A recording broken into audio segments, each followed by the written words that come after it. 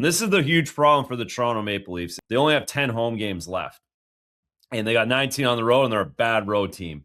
That is big trouble for this group. And you've got Nylander giving the finger on national television, which can you imagine Matt Sundin doing that? Can you imagine Wendell Clark doing that? And perception in that city, especially in that Maple Leafs jersey, it means something. And the fact that they're doing this, it just adds fuel to all the fire that they're struggling with.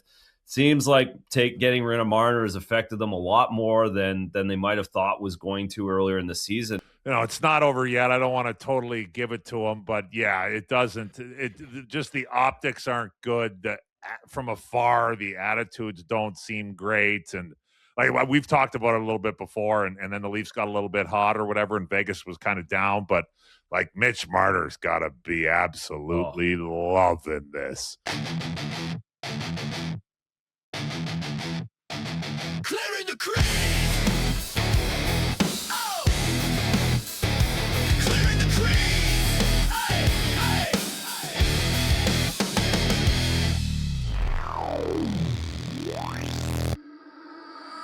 Hi, everybody. Welcome to the Clearing the Crease Podcast. He's Commie, he's Razor, I'm Cebulski. And just a reminder, everybody, we are on YouTube, Apple, Spotify, on all social channels with TikTok, Instagram, Twitter. You know what? Here's a sign that we're clearly resonating with people, gentlemen. We are starting to have reels popping up on Facebook, and therein lies the great, unique challenge of my parents actually finding out, because the only social media they ever know is Meta, Facebook, and now we're starting to actually pop up in rotation there. So if you want to keep the good times going, remember to like and subscribe. But hey, we're even popping up in Meta. It's really amazing how many people continue to find us here each and every week. Razor, we're really starting to pop here. We're starting to be found, and make sure you go back and check out all the great interviews we've had. So it's here we go. That's why we keep doing it. Part of the adventure of going into the archives as well, Commie, is to see all the different hairstyles that you've had over the last week. Yeah, I guess. Yeah, but for the first couple of years was pretty consistent, just high and tight. Basically how I've been running my life, or tried to, hair-wise anyways, since retirement. And then the last 10 months I've gotten lazy. So yeah. Let her rip. Yeah, let her rip. Is it lazy, or is there just a demand out there or a market to bring back old school Commie? Well, you know what? I mean, this might sound kind of stupid. I do a little consulting for a company called Axon. So basically, I'm trying to wheel and deal some body cams and tasers. That's in a nutshell, the simple version. And my focus is supposed to be Canada. I will say it has been part of the reason why I've kept it. So I've gone out to a couple of these like tech summits and stuff in Canada. And like the guys I work with, they don't really know, because they don't really know me. Like they've just met me over the last year. Well, I guess they have kind of started to notice. Like these last couple times I've been up in Canada, there's a lot more people who know who I am when my hair is long. Like, when my head's shaved, like I'm in Toronto, nobody, maybe the odd person. But the longer my hair gets, I get people coming up, and these guys think I'm the man. They're like, oh, man, people love you in Canada. I'm like, I don't know if that's the case, but it was a hairstyle that but thank you. So I think I'm kind of keeping it a little bit secretly for work. There you go. Oh, there's hustling. Yes. Hustling. Yeah. I love it. Still got to sell something, but I think this is helping. No, I honestly, Commie, and it's funny because, we've chatted about this over the years, but I still think of, see those images, and I think back to like you in 2004. I mean, with that glowing mane of red fro. And, I remember before I'd actually got out to the series for that, being back in Toronto, and you're seeing the post-game highlights, like, and we'd talk about it in the newsroom and working at the Score in those days, and it's like, this guy looks like an animal, right? And right, and you're very humble and very modest about what your role was with that 2004 squad, but people found out who the HE double hockey sticks you were, man. So I appreciate it. I appreciate it. Yeah, it kept me in the league for a while. The only difference now is still growing, which is good. There's hardly any gray, which is good. It's not quite as red, which isn't great. And I think people are like kind of I've actually got some messages from like some random like friends of mine that are women that are like, now they think I was like permanent up when I was playing. And it kind of lays down now. I'm like, I swear to God, I have never done anything with it. I just let her kind of go. I go, now I comb it a little bit. That's about it. But I combed it back then too. So I don't know. Just doesn't stand up like it used to.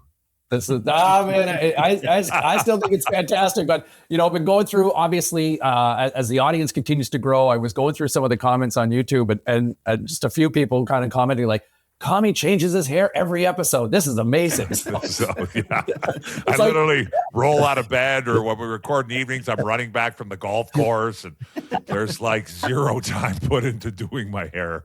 I love it, man. I love it. This is why we love having you as part of the Clearing the Crease podcast. I appreciate it.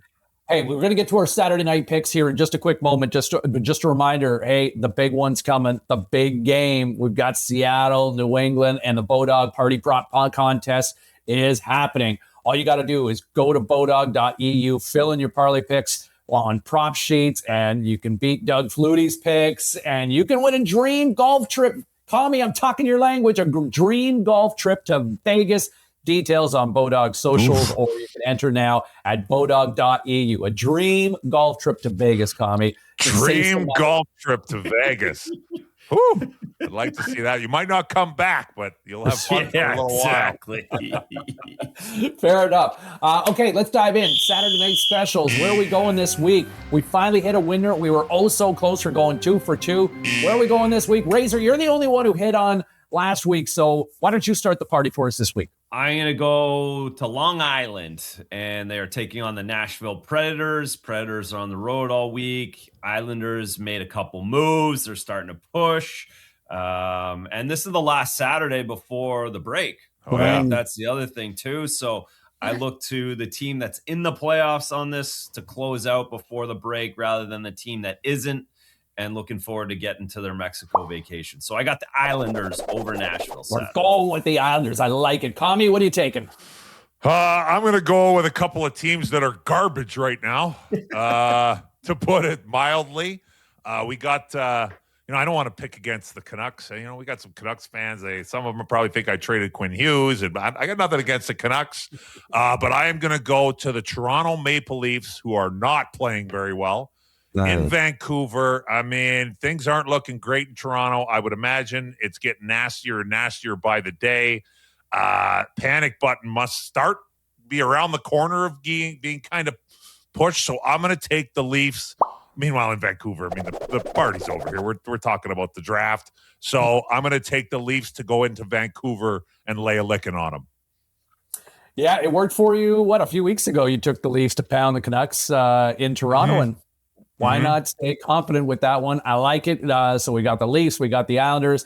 And you know what? Give me the Florida Panthers starting to heat up a little bit. And there is a sense of urgency for them right now, currently on the outside looking in from a playoff spot.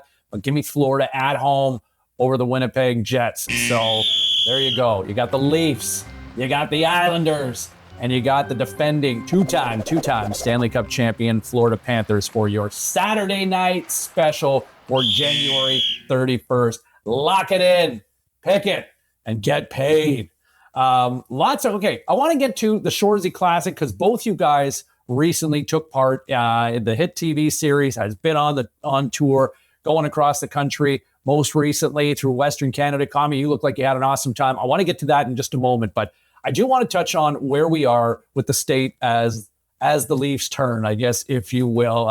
It has turned into quite the soap opera, but you had Mitch Marner finally return back to Toronto prior to the last time we've had a chance to talk. And Vegas wipes out Toronto in Toronto. And then in the days ensuing, you've got William Nylander, who has been sidelined. He's up in the press box, and he's caught on camera flipping the bird to a camera. He gets fined $5,000. Craig Berube's got a gash on his head out of a horror movie, or looks like an episode from The Pit right now. This is wild. I've never seen anything quite like that.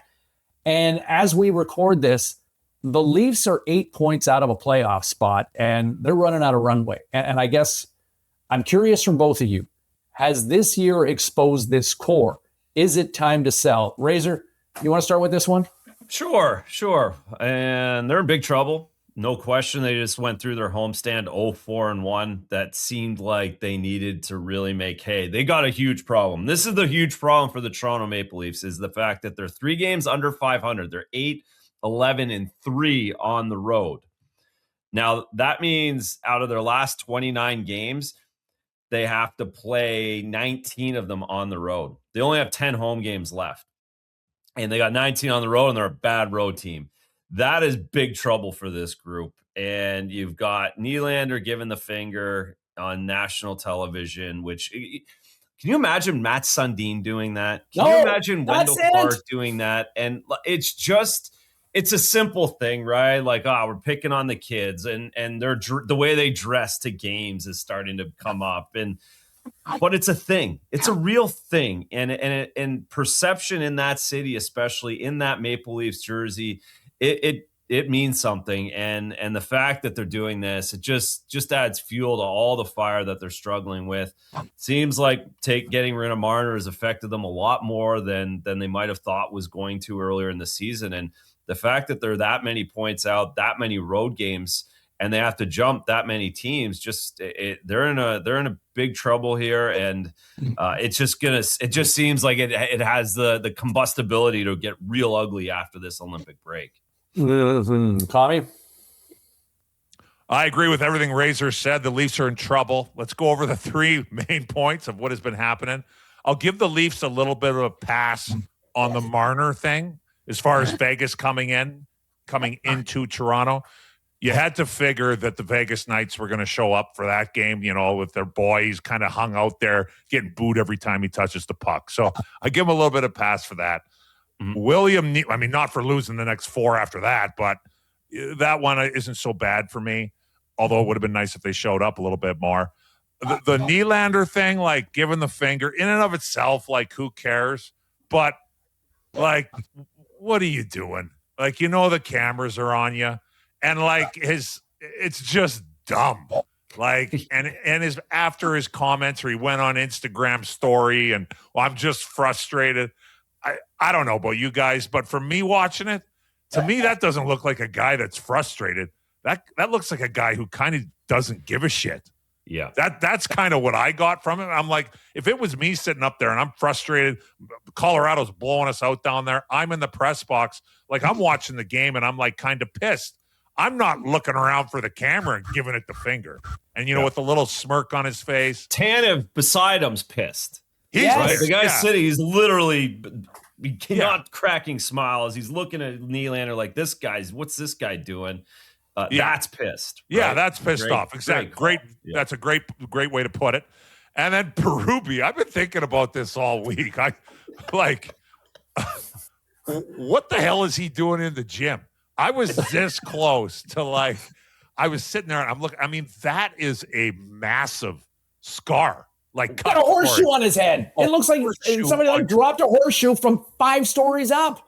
Yeah. And so I've actually kind of been like, when I see him or whatever on TV, I'm like, what is this guy doing in the gym?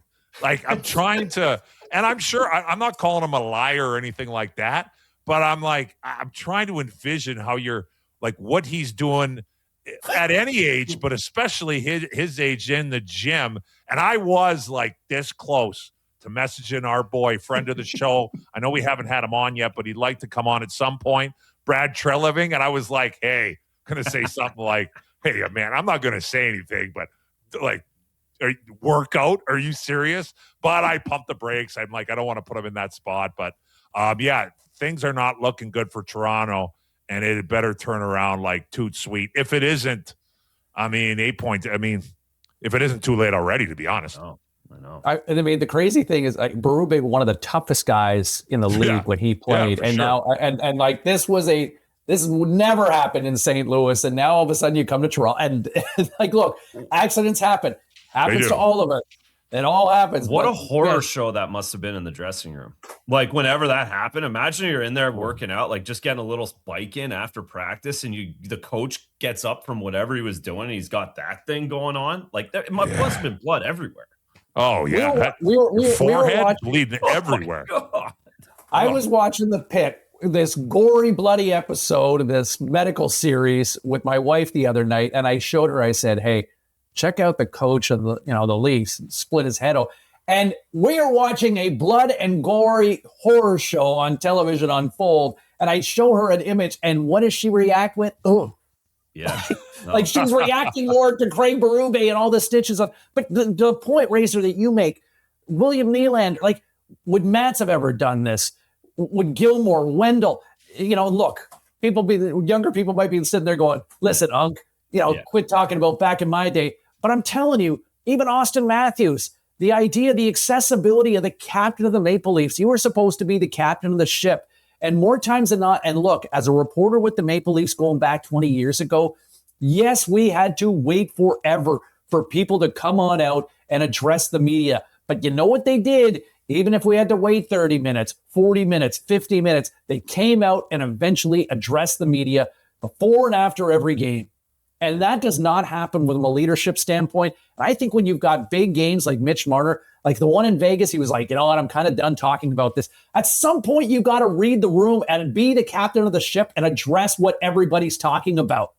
And we're just not seeing it from this group. And it's more the antics that's happening off the ice that we seem to be focusing more. But it's clearly impacted the on-ice play because we just don't see the resiliency from this group. And so 8 points now, I just don't see how the math equals up. You talk about the home games, Razor. To me, this team has hard decisions to make where the loss of Mitch Marner, and he was the scapegoat in so many ways, the lack of playoff production from his standpoint. But I think we're looking at this group now, and yes, you took a 100-point player out of the lineup, but these are not the guys to take you through the mud. These are not the guys to drag you through the fight. Commie, you've been to a couple of Stanley Cup finals. You've won one. You went 7 games for another. I mean, these guys do not seem like the dogs that are going to go 4 rounds in a 7-game series for 4 straight rounds. No, they don't.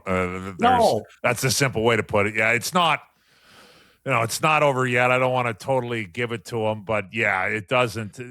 Just the optics aren't good. From afar, the attitudes don't seem great. And like we've talked about it a little bit before, and then the Leafs got a little bit hot or whatever, and Vegas was kind of down. But like Mitch Marner's got to be absolutely loving this.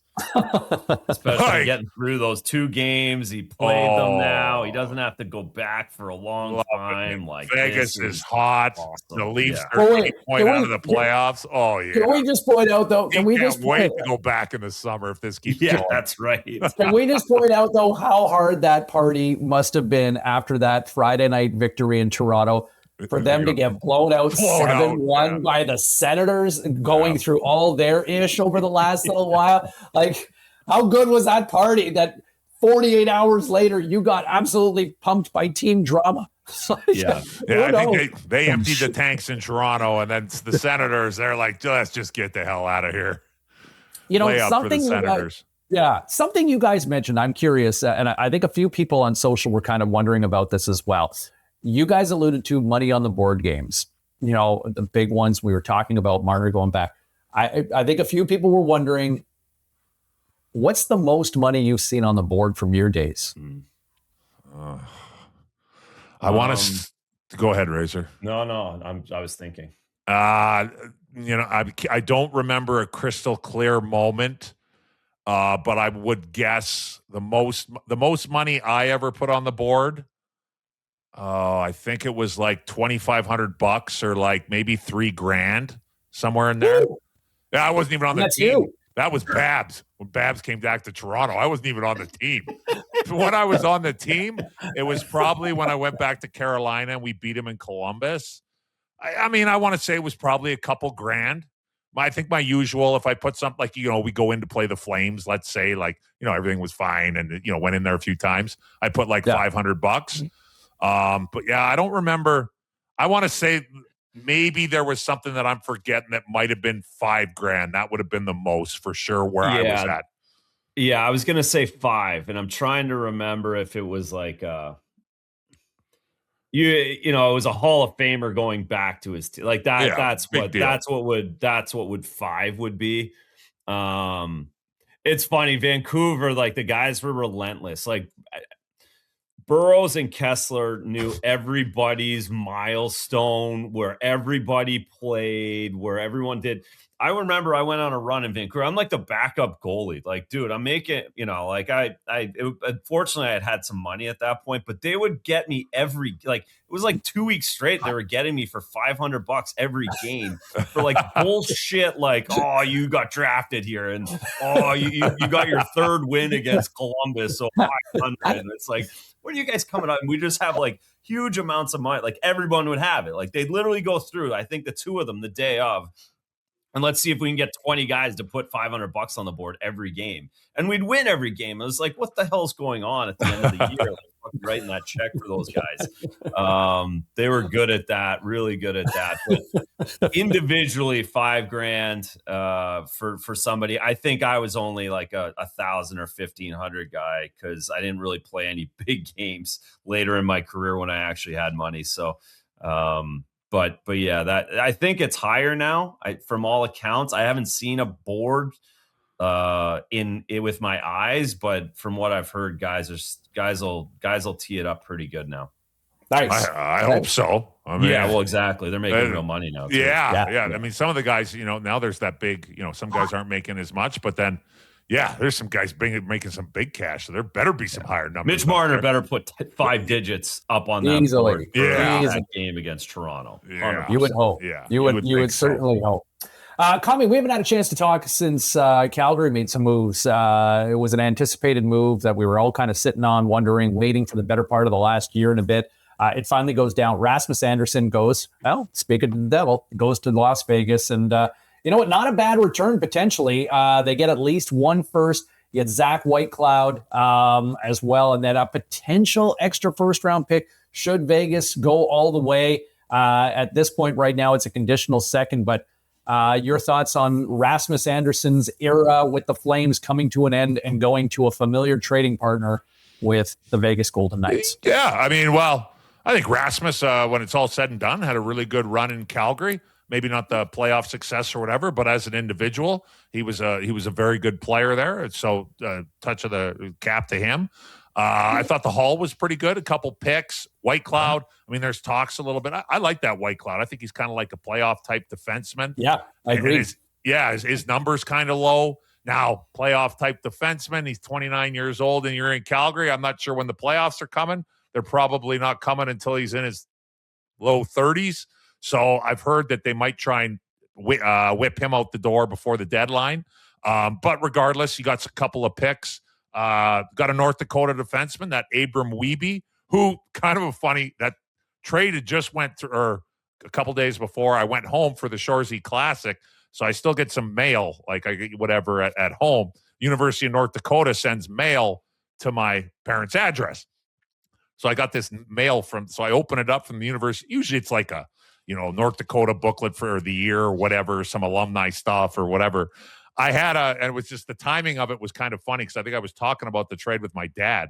And I open up the letter and I've got a handwritten note, handwritten in pen from Abram Wiebe, the guy who just got traded, thanking me for my, donations so he could get a scholarship to play at the University of North Dakota.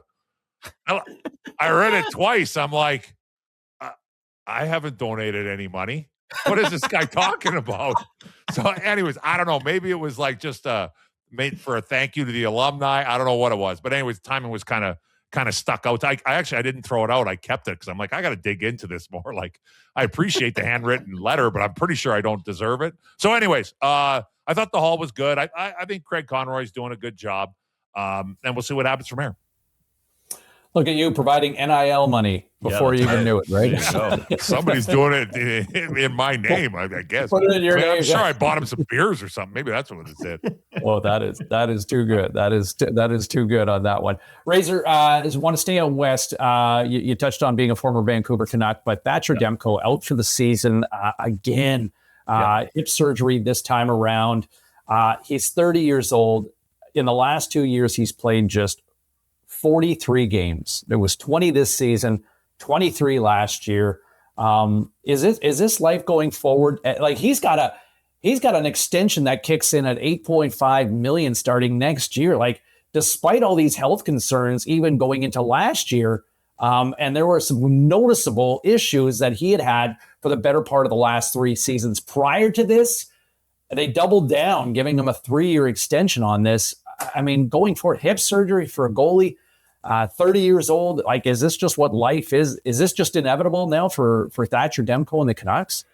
Yeah, and unfortunately for a lot of goalies, it is as well, with hip surgery. So a couple things. Number one is he's as good as anybody when he's playing. And even this season, those 15 of those 20 games were very elite. And at the end, something was up. So that's positive in that he's just very, very good at being a goalie.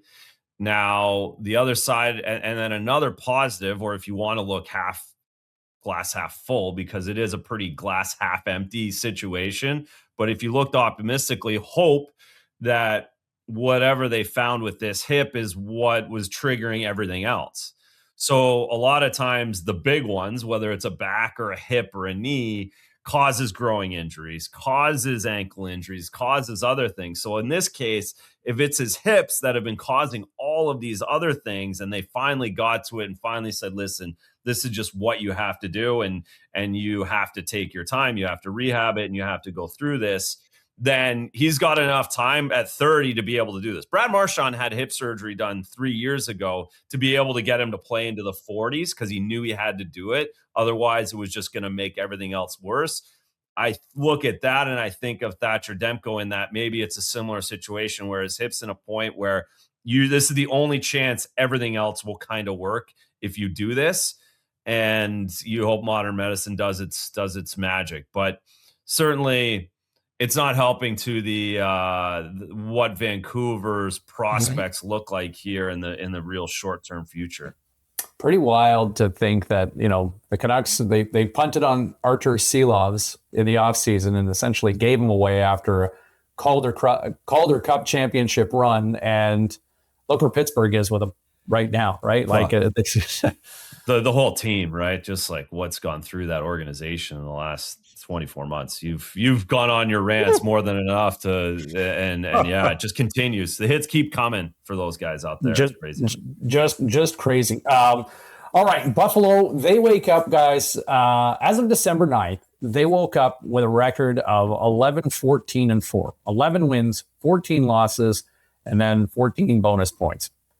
As of today, as we record this, they're 30 wins, 17 losses, and the 5 extras.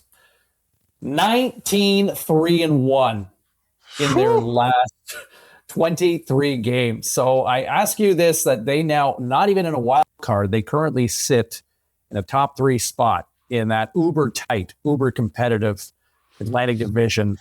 How legit are the Buffalo Sabres, boys? How about Commie? I mean, you're the former almost to say. I mean, how legit? Like, honestly, we've laughed about these guys, and I mean, at some point, like, we got to start taking notice, because this is they're in like Colorado Avalanche territory with how they have played the last 2 months. Yeah, they've played great. After their 11-game streak, we talked about it, and I was like, hey, just don't go win the next or lose the next 10 of 12. Go 6-4. Well, they did way better than that. I get quite a few messages from Buffalo fans online, and they're like, back then they were like cautiously optimistic. I'd say they're still, just because it's been so long and it's been kind of Buffalo has just struggled in general for the last 14 years or whatever it's been. But yeah, I mean, these guys they're playing great. And so I'm thinking it's if it isn't already, it's got to be real close to, like, Sabres fans are back and starting to get real pumped. If it isn't there right now, I think it's got to be close, but they've got a good team. And hey, I guess I was wrong. I think we talked about it too. Like, when they gassed Kevin Adams, I was like, well, I mean, what's that going to do? Right. I was like, oh, wow, whatever. And they were winning a little, like 3-4 games before they fired him. And then I guess, and Yarmo, I know he's a nice guy. And I think I also said it, like, with his press conference with Babs, I'm like, what are you thanking this guy for? He's going to get you fired. But whatever he's done, and, I've heard he basically went in there once he got the job and said, basically, hey, all you guys are for sale, pretty much is what the message was. So if you want to be here, you better start playing. Well, they're playing, and so obviously they want to be there. So, I was wrong on that front, and the Buffalo Sabres are playing great, and I think it's great to see. Yeah, absolutely. Pretty wild to see how it's all kind of played out. And so to that further conversation, Razor, which team should be nervous right now with the Florida Panthers? They're 6 points out. I mean, that's still a ways back with the math in terms of with all the bonus points that are out there in the NHL. But you got Montreal, Boston, and Buffalo all sitting with 65 points. Who should be most nervous of those with the Panthers starting to try to make their move? Well, all those teams now are over 600%, right? And the math, I back into the math now with 30 games left. Buffalo's in the best position. Basically, they go 500 and get to 95 points. Is it 97? Is it 98 points? If you get 97 or 98 in the East, you're in. So Buffalo's right there with just going 500. So I guess the easiest answer are the Bruins because of the fact that they've played the most games. So they technically are only 11 games over 500 right now, which means they need to be, they probably need to be 4 games over 500 still to be automatic. But so I guess you say the Bruins, but if I'm looking away from the math a little bit, I'm probably going to pick Montreal. I'm still not sold on Montreal when this thing gets to the end. Their goaltending of those teams are the most up in the air. Crazy. Fowler's not there. Montembeault some days. Dobish some days. I think you just go to that. They've won a bunch of overtime games. They've won a bunch of games getting into overtime in the last minute. They've had a lot of magic, and their differential is only +3. So of all those teams that Florida's chasing, I would pick Montreal, but like you said, there's an opportunity here. They're going to play each other a couple times before the break. If Florida's behind by 8 or 10 points going into the break, or I think it's hard. I think we could almost get set. And then you have to switch over and look at like the Metro, where the Islanders and the Penguins and the Flyers are really close to each other, but they only have the one spot, and Atlantic's going to get 5 in the playoffs. Yeah, that's how it seems to be shaken down right now in the Eastern Conference playoffs. But we do have a gap. Like the gap is certainly widened here in recent weeks, and to see how it's all starting to play out. Just further, you touched on the Bruins there just quickly. I got to ask you, we're at the end of January, and what a heater it's been for Pasta. How good is David Pastrnak? David Pasternak's a superstar, and he has been for 3 years.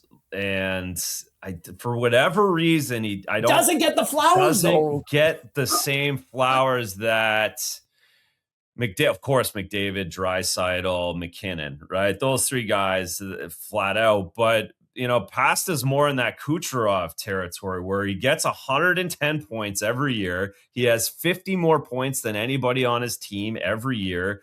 Januaries are ridiculous. He's up to 2 points a game in January. He's done that every year for the past 3 years. If the Bruins get in the playoffs, like we're talking about where they are right now and where they were supposed to be at the start of the season, he has to get MVP votes. He has to, because he carries this team on a nightly basis. It's really impressive, and he's doing it a bunch of different ways. This year, he's not a shooter; he's a passer. This year, he's a superstar, flat out. And I think the Olympics, he's going to be genuine there as well. He should break out a little bit more, even more so. It's funny how certain guys fly into and he plays in a traditional market, right? Listen, he wears white skates. He has style coming out of his head. He's got pads, his hair has got more style than anyone in the league. So to that point, like, he should be even more famous because he is that original 6 and all. It's just I don't know if it's just going to click or the way it is, but he should be more of a superstar than he is. He's got a little Commie flow in there. He's got the big hair. Yeah, he's just go online and start ripping some people on the internet. That'll help. That'll get him some exposure. Just start flipping the bird. Start flipping the bird on camera every once in a while, coming off a shift and just try something different. Okay, I want to hit on the Shoresy Classic, but first let's go to Don't Puck It Up. Just quickly for me, my Don't Puck It Up this week, guys. It's the sport of hockey. the hottest thing right now in pop culture. It seems to be everywhere. And I think somehow the sport needs to capitalize on this is heated rivalry. Golden Globes talking about them. Saturday Night Live. It's everywhere. Find a way to have a theme night. I don't know what the answer is, but non-traditional hockey fans are discovering the sport and watching a show that's all about, wait for it, hockey. Yes, a large segment coming from romance fans, women. I'm not sure what it is, but the NHL and other leagues need to find a way to take advantage of the popularity of this show. As the old saying goes, strike while the iron is hot. And heated rivalry is just that. Hockey as a sport, don't puck it up. I'll take on the Stadium Series this weekend. The Bruins in Tampa are in Florida, so we've got our second outdoor game in Florida. This one is more so of an outdoor game than the one that was played a month ago between the Rangers and Florida that was actually in a baseball stadium with a roof over it. This one, there's no roof. And it's going to be cold down there right now. So we're not going to get the sun. It'll be an interesting. They've built the greenhouse over it. I'll be down there Sunday. Hopefully the NHL puts a great show on. Hopefully it's a little more enjoyable to watch on TV than the one in the baseball stadium was. And the Pirates and what's the Pirate Festival? Gasparillo is in full effect this weekend. In conjunction with this outdoor game. So there'll be a lot of Pirates down there. Should be interesting. Yarr. Right. That'll be fun. I'm going to bounce around a little bit this week. I have 4. Usually I don't have any. I'm scrambling, but I got 2 good ones. Stuart Skinner. You're not pucking it up. You're playing great. They ship his out of Edmonton to Pittsburgh. This guy's playing incredible. And the Pittsburgh Penguins are on fire. Beckett Seneke out of the Ducks. He ain't pucking it up either. There's a lot of Schaefer talk, obviously, with the rookie thing, and rightfully so. But this kid's playing unbelievable. He's got 18 goals, 43 points. My last 2 will switch to a different sport. The Pro Bowl in the NFL. Like, let's just stick a fork in this thing. Shedeur Sanders is the Pro Bowl. Like, it's supposed to be an all-star. That's kind of embarrassing. And then even worse than all of this, the Pro Football Hall of Fame. I mean, it's not like I follow football super, super close, but I am not ignorant. How is Bill Belichick not a first ballot Hall of Famer? That's embarrassing. Crazy. You pucked it up. So the NFL's pucked it up twice, and hopefully those 2 hockey guys keep not pucking it up. Razor, what's the theme in Boston with the hoodie getting snubbed like that? Yeah, no, it's they're out to get them again. Of course, it didn't really end well with Belichick here, so there's enough people that are like kind of, but to this point, it's just like everybody in the league. Like, yeah, I hate Belichick, but what a joke if he's not first ballot. Like, if he isn't, who is? Like, what, again, quit. These reporters and these people that are on these ballots just make me go insane in how sanctimonious they are, and they sit on their high horse and think they make decisions. They're brutal. Well, and some of the joke.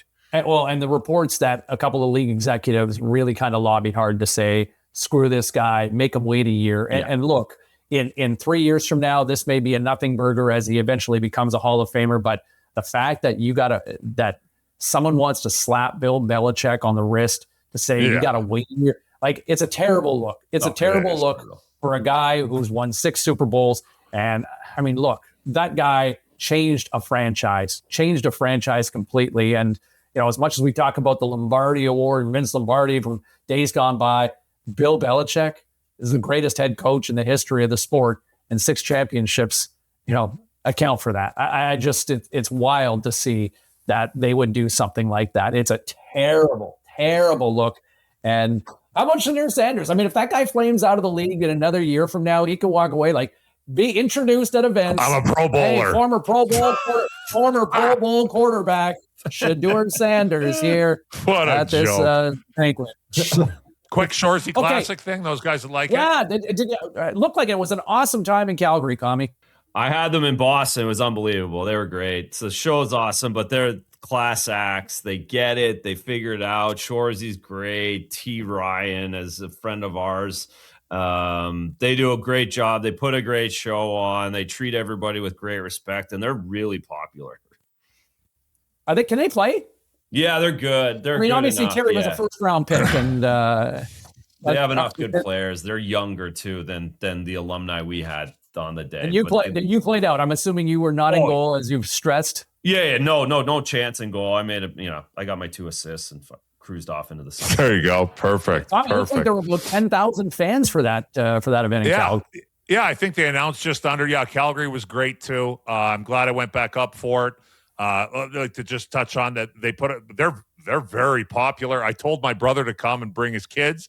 Probably wasn't the right call. For some reason, I thought it was going to be like kid friendly, and it wasn't fine. Like they toned it down, but it was like a 20s and 30s crowd. Yeah. But they stayed right till the end. We weren't sure what to expect. I would say the Flames alumni kind of dressed the A team. And when it comes to alumni hockey, the A team means some young guys. So we had like Mason Raymond, Matt Stage, and Chris Kalanos, Brian McGrath. So we brought some guys that could move. Yeah, like just in case, because we had heard that the Leafs beat them, but they only beat them 5-3. So we were like, oh, man, we don't want to get our doors blown off. So anyways, we ended up handling them pretty good. But it was great. Brian McGrattan was the MVP, but yeah, they could play for sure. Jordan Nolan he could still shoot the puck. That's great. So it was good. And I know it was a huge success in Edmonton the next night. And then they went out to Vancouver just a couple nights ago. But anyways, they're, I didn't realize, I knew they were popular. I guess I didn't realize they were that popular. Yeah. And the event was good. I think everybody had a lot of fun. Well, I mean, they've got 5-6 seasons. And a lot of money for charity, too. Most importantly. Yeah. And just importantly, yeah. And tons of money for charity. Aaron Kiso, who, obviously the creator of Letterkenny and Shoresy now. Great series for those of you, if you're a fan of Shoresy. Jerry Kiso's got an unsung series called 19-2, cop drama on Netflix up in Canada. Highly recommend it. Highly recommend, and cops actually love the show as well. I say that. My sister's a cop, and she was like, "Man, that's one of the more realistic portrayals from life as cops." So highly recommend that. But does everybody get in one after too? Then, Commie? Yeah, but that's the show. I mean, you're out for beers all the time, and so I would. Yeah, hope. oh yeah. I think they were in one the night before. A few of them, the ones that do. So there was definitely a party at Cowboys post game. I was at that. Which was an interesting crowd. It was fun. I think they were there the night before too. So yeah, those guys are having a good time too, from what I could tell. Razor, what did the Bruins alumni look like these days? Who suits up for those games? That was we didn't have our A team, so we grinded to a tie or a 1-by-1 goal. Oh, that's good. But I mean, they can roll out Zdeno, Patrice, David Krejci. Do they play? Corey Crew. There's one big game. It was a couple weeks ago. They rolled out the big boys. It was like Tukes and I up front. We were like the bad players, the goalies up front together. And yeah, it was Krejci, Berge, Adam McQuaid, Zdeno Chara, Andrew Ference. That's once a year though. Once a year everyone comes in. Beyond that, we're a little older too. All right. I love how you talk about the young guys and like Matt Stajan, who's been retired for 5 years. Shout out to Matt. Shout out to Matt. But yes, it's funny. He can move still. There we go. Okay, that'll do it for this week's edition. Olympic break just around the corner. We'll have lots of thoughts, and we'll be rolling them right through the break as well, sharing our thoughts and analysis of what's happening over in Milano Cortina. We'll have our Super Bowl picks as well coming up as well. He's Razor, he's Commie. Remember, like and subscribe for all the content that you see, whether it's on YouTube, on TikTok, Instagram, Twitter, X, whatever you want to call it these days. And we'll be back next week for another episode of the Clearing the Crease Podcast. See ya.